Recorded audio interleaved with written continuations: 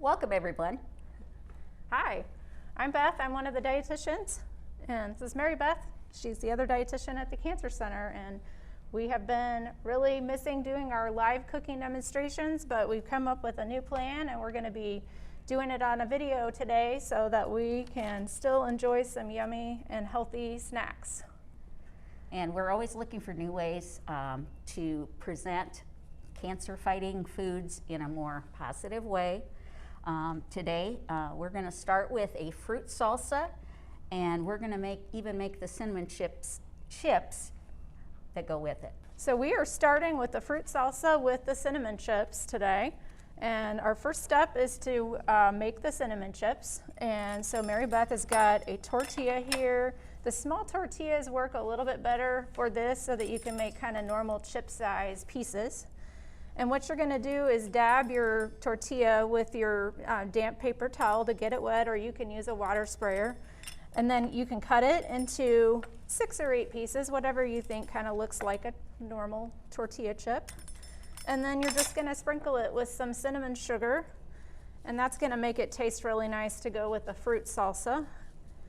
And there's a recipe here, and if you already have some cinnamon sugar, you can just use your own too. And then you're just going to pop this in the oven. Correct, that's How long right. are you baking it, Beth? 8 to 10 minutes at 400. Okay. And we will attach the recipes for everything we're making today. Wonderful. So that goes into the oven, and then you want to get it kind of brown, kind of light brown, so it's crispy. Otherwise, it could be a little soft. And then the next step is to make the salsa. So for the salsa, we're going to start with just a very simple dressing that has a teaspoon of sugar. One little tip is if you're doing dry ingredients and wet ingredients, just do your dry ingredients first. Then we have a lime here, and I'm going to go ahead and zest the lime. Make sure that you always wash all of your produce, even things like citrus. So just going to zest in here. If you like to measure, you can go ahead and get your measuring spoon out and do it over the cutting board. I'm going to eyeball it, but it's about a teaspoon of zest that you're looking for.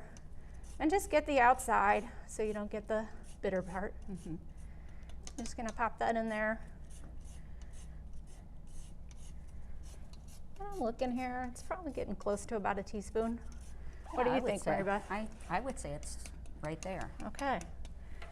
And if you really love zest, you can add a little more, a little less. So I'm going to take my clean lime. I'm going to pop it into a citrus juicer. You can also just squeeze it in. Limes usually don't have, so actually I am just going to squeeze it because we only need about a teaspoon or so. Limes don't have nearly as many seeds as lemons, so that's a really nice kind of bonus that you're not going to get a ton of seeds in there. So about a teaspoon of lime juice goes in. I'm just going to give that a little stir, and that'll give it kind of just, instead of a fruit salad, it's going to kind of make your, and I am going to add just a little bit more lime juice in there just to kind of give it a little bit more, kind of make it come together. A little more zingy, maybe. Yeah. We have a little extra fruit too, just the peaches and strawberries. So the next ingredient is the strawberries, about a cup of strawberries. I'd have a little bit more than that here. We forgot to mention who this recipe originated from. Yes, we got this recipe from our director who has made this many times at home. And I had never made this recipe before. Thank you. And we made a few modifications from the original Pampered Chef recipe, where we're using strawberries. I think the original one had raspberries, but who doesn't love strawberries? It's one of everybody's favorites. So that was 2 peaches that were diced, peeled and diced. You don't have to peel them, it's your choice. And then this is a kiwi here, and then I've got another kiwi. And I really wanted to show a little trick I learned with the kiwi and how to get it to come out of the skin really easily. So you're just going to cut it in half, and then just take a spoon, like a soup spoon, kind of your tablespoon, and just kind of work it around the edge. That works slick. And sometimes you can get it just right. Oh my gosh, that's perfect. And you don't get the skin, and you don't have to spend a lot of time peeling it. And then you're just going to dice that up and add it. Somebody was telling me you don't technically have to peel it, but I can't imagine. I've heard that too, Mary Beth. that It it's. definitely is gonna look a little prettier if you peel it. I agree. And it does have a little fuzzy kind of texture, but yeah, it's neat to know that it is edible.